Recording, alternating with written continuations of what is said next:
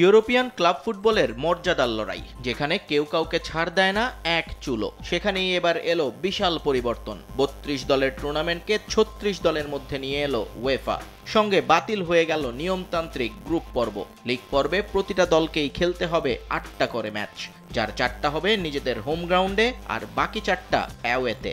Super computer হিসেব করে বলছে এই লিগ পর্ব পেরিয়ে নকআউটে যেতে হলে অন্তত 2টা ম্যাচ জিততেই হবে ক্লাবগুলোকে, সঙ্গে ড্র থাকতে হবে আরও 2টোতে। এর কমে যাওয়া যাবে না পরের ধাপে। এসবই চূড়ান্ত হয়েছে মোনাকোতে। জাঁকজমকপূর্ণ এক আয়োজনে ড্র অনুষ্ঠান আয়োজন করেছিল উয়েফা, যাতে রোনালদোর হাতে তুলে দেওয়া হয় চ্যাম্পিয়ন্স লিগের সর্বোচ্চ গোলদাতার সম্মাননা।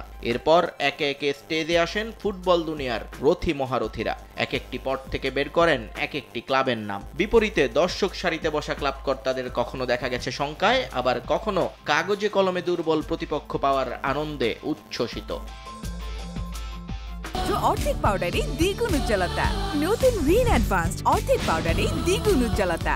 লিগ পর্বেই এবার চ্যাম্পিয়ন রিয়াল মাদ্রিদের সামনে পড়েছে গতবারের ফাইনালিস্ট বরুসিয়া ডর্টমুন্ড। হোমের বাকি 3 ম্যাচে মাদ্রিদিস্তাদের প্রতিপক্ষ এসি মিলান, সালজবুর্গ এবং স্টুটগার্ট, আর অ্যাওয়েতে রিয়াল খেলবে লিভারপুল, আতালান্তা, লিলে এবং ব্রেস্টের বিপক্ষে।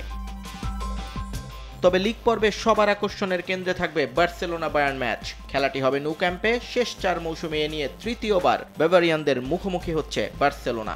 ইপিএল চ্যাম্পিয়ন ম্যানচেস্টার সিটিকে নিয়েও আগ্রহ আছে সমর্থকদের। এবার ইতিহাদে সিটিজেনদের প্রতিপক্ষ ইন্টার মিলান, ক্লাববুর্গ, ফেইনুর্দ এবং প্রাহা, আর অ্যাওয়েতে সিটি খেলবে পিএসজি, ইউভেন্টাস, লিসবন এবং ব্রাটিসলাভার বিপক্ষে।